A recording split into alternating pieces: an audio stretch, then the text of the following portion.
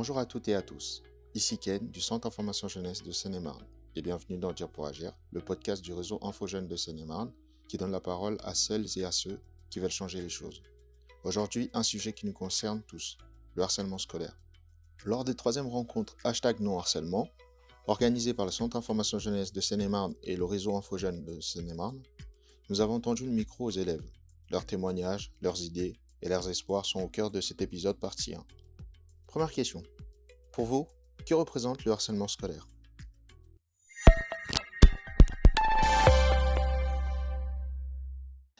Bonjour, je m'appelle Lucie, je suis au lycée Jean Villard à Meaux et je suis en première. Bonjour, je m'appelle Manon, je suis au lycée Jean Villard à Meaux et je suis en première. Bonjour, je m'appelle Elia, je suis au collège Henri IV et j'ai 12 ans. Bonjour, moi je m'appelle Ethan Lopez, je suis en 5B au collège Paul Langevin. Bonjour, je m'appelle Mohamed Ali Benarfa, je suis au collège Henri IV en 6e C. Bonjour, je m'appelle Liliana Mesba, je suis au collège Jean Desbarres. Bonjour, je m'appelle Béni Koubemba, j'ai 14 ans et je suis au collège Jean Jaurès à Brousse-sur-Champagne. Bonjour, je suis Chanalik, je suis en 4e A au collège Camille Saint-Saëns. Pour moi, le harcèlement scolaire, c'est quelque chose de répété qui fait du mal à quelqu'un, à une personne. Ça peut être plusieurs personnes qui font du mal à une seule personne, physiquement ou mentalement, ou même sur les réseaux. Pour moi, le harcèlement scolaire, c'est quelque chose c'est une action répétée à qui on fait subir alors que la personne n'est pas forcément d'accord. C'est quelque chose où on fait du mal à la personne, physiquement, moralement. Sur Internet, c'est pareil, on peut le faire moralement. Pour moi, le harcèlement, c'est quelque chose de répétitif, où on attaque quelqu'un physiquement ou moralement, et même sur Internet, ça peut arriver. Le fait de faire du mal physiquement, psychologiquement ou moralement à quelqu'un par plaisir. Pour moi, le harcèlement scolaire, c'est juste entre guillemets de la violence gratuite. C'est dans l'esprit humain de faire ça, entre guillemets. Avec l'effet de groupe ou autre, quand on est jeune dans le collège, faire du mal à quelqu'un, ça c'est facile, on s'en rend pas compte forcément. Et du coup, ça peut très vite faire mal, sans vraiment qu'il y ait des choses qui se passent juste après. Parce que la personne peut être traumatisée, mais ils vont banaliser ça, car ils se disent cette personne est jeune, elle est au collège, c'est bon, c'est rien, ça va passer. Il y a une banalisation de l'harcèlement, car à l'époque de nos parents, ça pour eux c'était comme un jeu. Et c'est devenu banal pour eux. Du coup, quand on essaie de parler à des adultes, si ce ne sont pas des adultes qui avancent et ou évoluent avec notre monde, ils vont banaliser le sujet.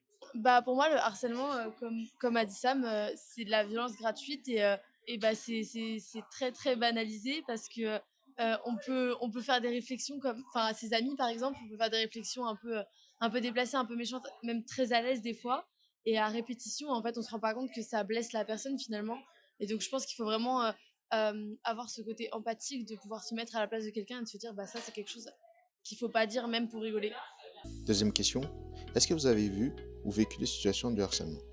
Et comment on se sent dans ces moments-là ?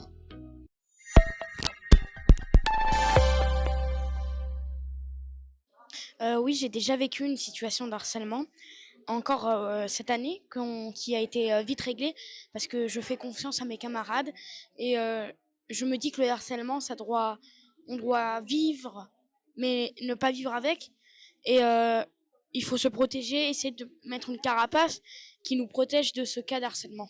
Moi, oui, je me suis déjà fait harceler, c'était quand j'étais en 6e. J'ai fait confiance à une amie, je lui en ai parlé et elle m'a aidé à vaincre cette situation.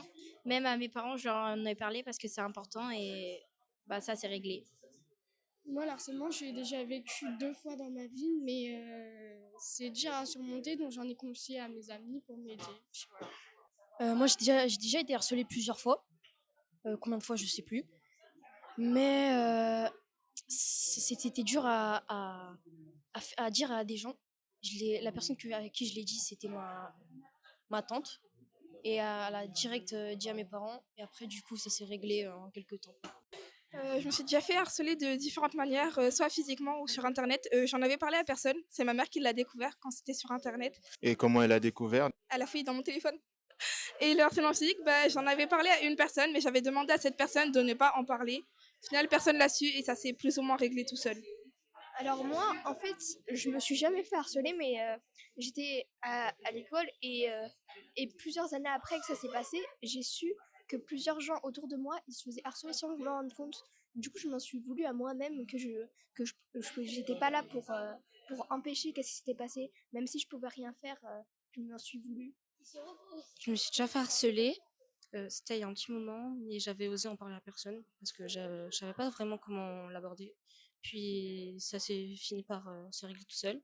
Et c'est en prenant du recul que je me rends compte que en fait, on peut pas rester sans en parler et qu'il faut essayer de s'ouvrir à des gens.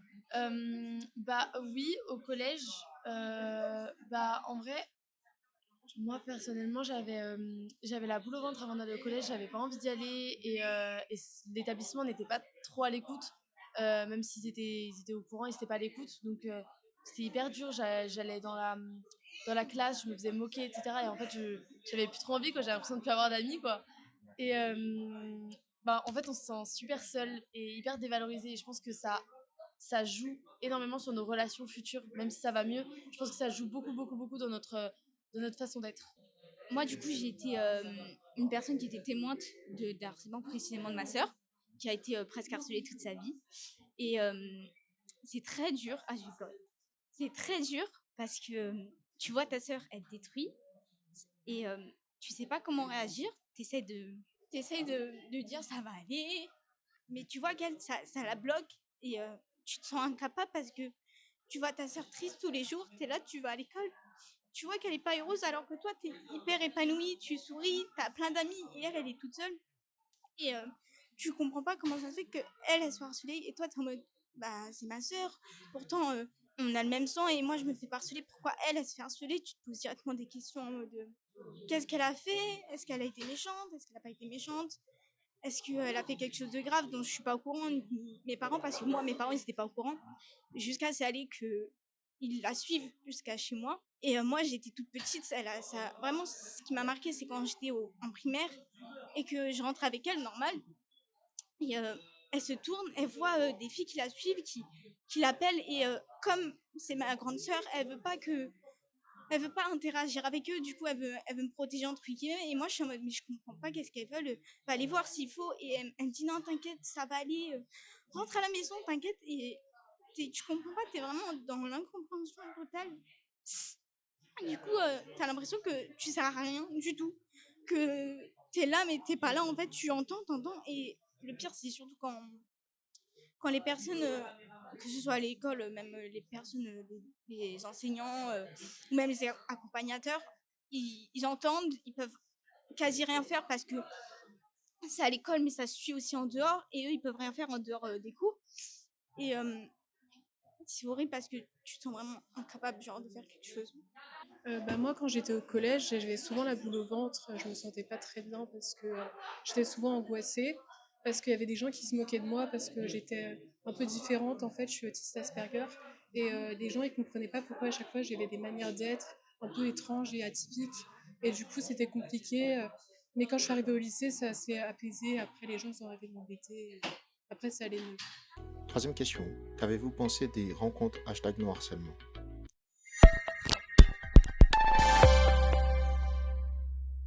Moi, je m'attendais à un endroit immense, mais avec moins de personnes. Ça pourrait être bizarre, mais moi, je pensais qu'il y aurait moins de personnes et que, genre, on serait tous en rond et on parlerait tous ensemble de comment on pourrait arranger ça. Format là, ça te... Oui, bah on fait des activités sur ça, bah j'aime bien. Moi, j'avais pas d'attente spéciale parce qu'on nous a un peu rien dit de ce qu'on allait faire ici. On nous a juste dit, vous venez ici et vous découvrirez sur place. Et là, la surprise, elle est comment là? Alors, je m'attendais pas qu'il y ait autant de monde et que les gens soient aussi bruyants. Moi, je pensais que c'était...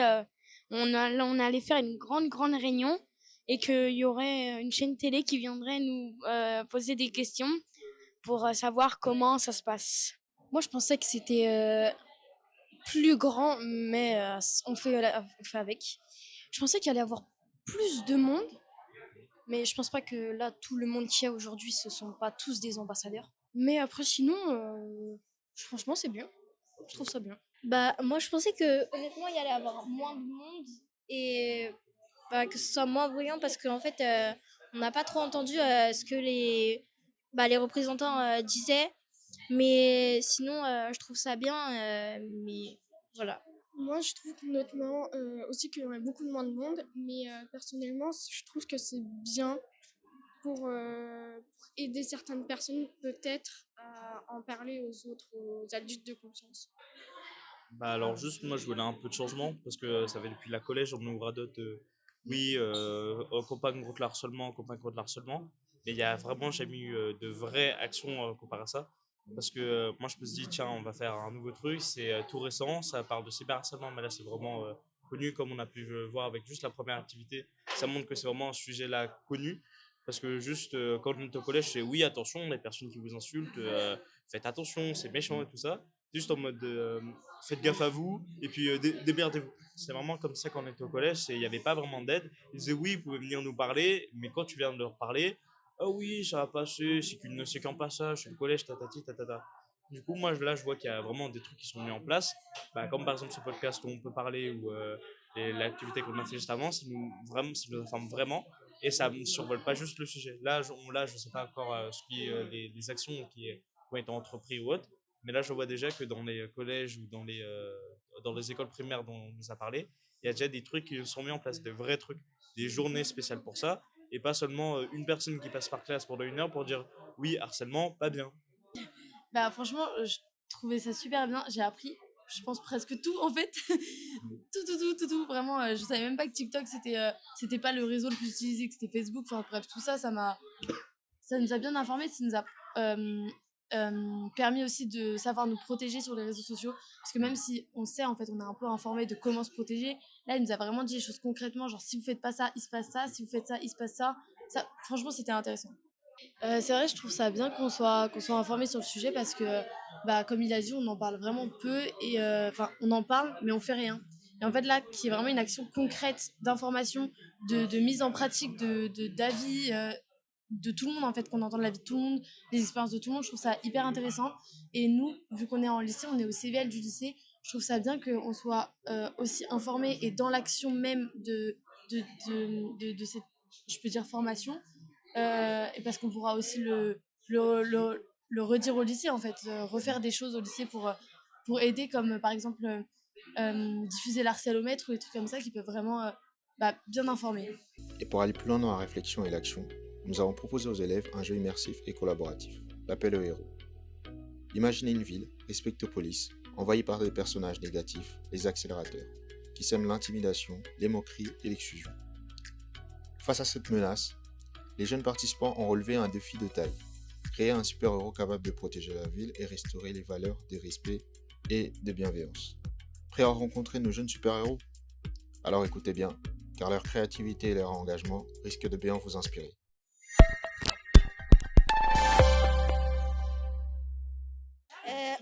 On a créé un super-héros pour arrêter le harcèlement.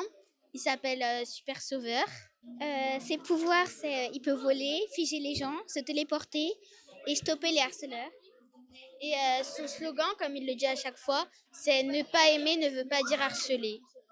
Nous, on a dessiné notre héroïne contre le harcèlement. Elle s'appelle Nana Woman.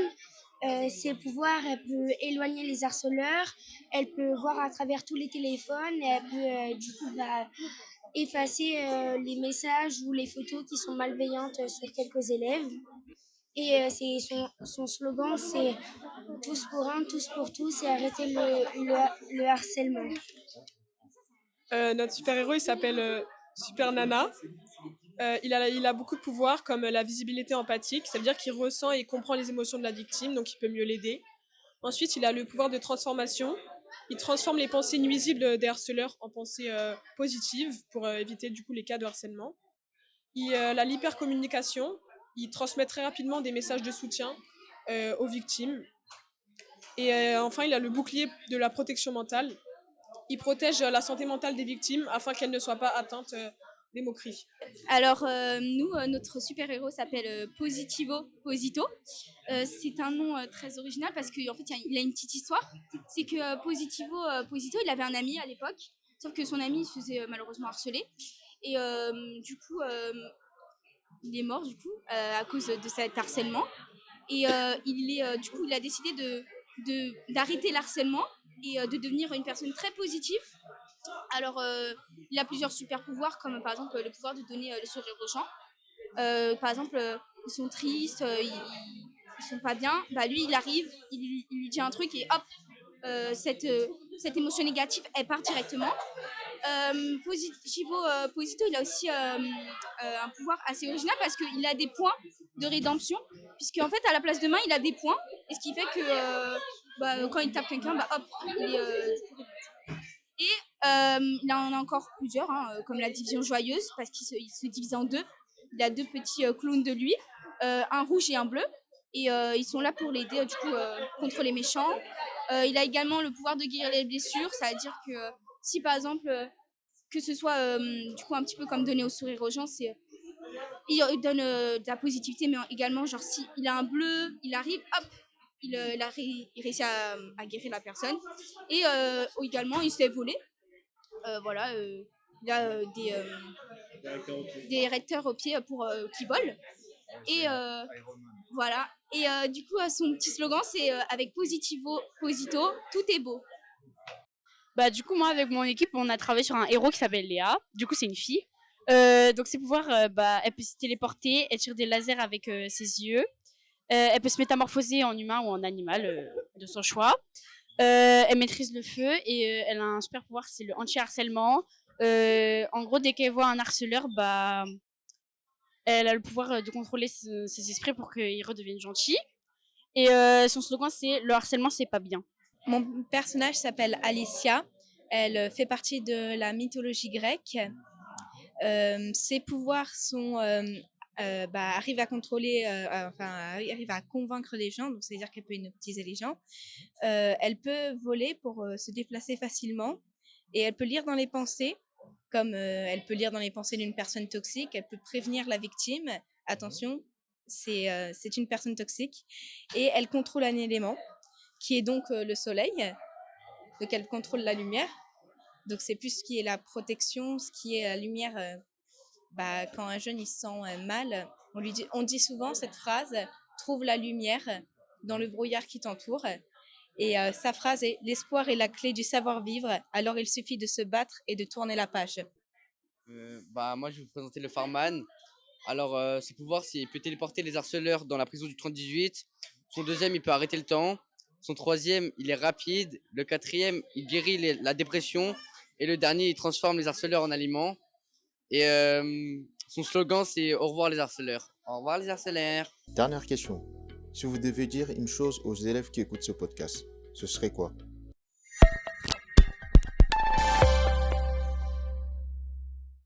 Le harcèlement, c'est grave. Donc, si il connaît des témoins ou si même lui, les victimes, faut vraiment en parler. Et même à l'infirmière, à des psychologues et tout, je trouve ça super important. Et même si lui, il a l'impression d'avoir des amis par exemple, qui harcèlent ou quoi, même si c'est ses amis, il faut vraiment en parler. Ça mène à plein de choses graves. On sait les conséquences du harcèlement, alors je comprends pas pourquoi ça continue encore. Donc, il faut vraiment en parler directement. Du coup, oui, je redis un peu ce qu'elle a dit. Faut en parler, il faut jamais banaliser n'importe quelle forme d'harcèlement, ou du moins de réflexion ou de gestes violents mentalement et physiquement à notre égard, à répétition, etc. C'est vraiment grave. Donc qu'on soit témoin ou victime, ou même qu'on l'apprenne de quelqu'un, il faut vraiment pas le banaliser et essayer d'aider la victime à en parler le plus possible. Moi, je suis d'accord du coup avec mes camarades qui l'ont dit tout à l'heure. Et moi, j'ajouterais juste on a tous un positivo posito ou un super nana dans notre vie. Il faut juste le rencontrer, trouver la bonne personne qui sera là pour t'écouter, pour t'épauler. Et elle sera là pour t'aider et te soutenir dans tous les moments difficiles. Aussi, juste un truc à dire, du coup, pour les personnes qui veulent aider des personnes en situation de souffrance comme ça, vous n'êtes pas forcément obligé de parler juste après ce que la personne a à vous dire. la plupart du temps, les personnes qui sont dans ce cas-là, ils ont surtout besoin d'une personne pour les écouter. Si vous commencez à leur donner des conseils, le plus longtemps, ça va juste les enfoncer encore plus parce qu'ils vont se sentir incapables de faire ces choses. Du coup, si vous avez un souci, juste écoutez-les. Et puis tout ira mieux. Essayez de les épauler, d'être là pour eux, d'être présent. Pas forcément de leur donner des solutions. Parce que les solutions, la plupart du temps, elles sont faciles à prendre pour vous, mais pas pour eux. Ce que je dirais à une personne qui, même si elle ne se fait pas harceler ou qu'elle se fasse harceler, c'est que si elle voit une personne dans cette situation ou si elle-même elle est dans cette situation, c'est d'en parler pour au moins avoir du soutien et pouvoir se faire aider plutôt que de laisser. Et même si elle voit une personne dans cette situation, si elle n'en parle pas, c'est qu'elle contribue à son harcèlement. Parce que voilà, laisser la personne tout seule, c'est une non-assistance à la personne qui du coup est en mauvaise situation. Voilà. Moi, je lui dis, reste fort, ne te suicide pas, parce qu'il y a tes proches qui t'aiment.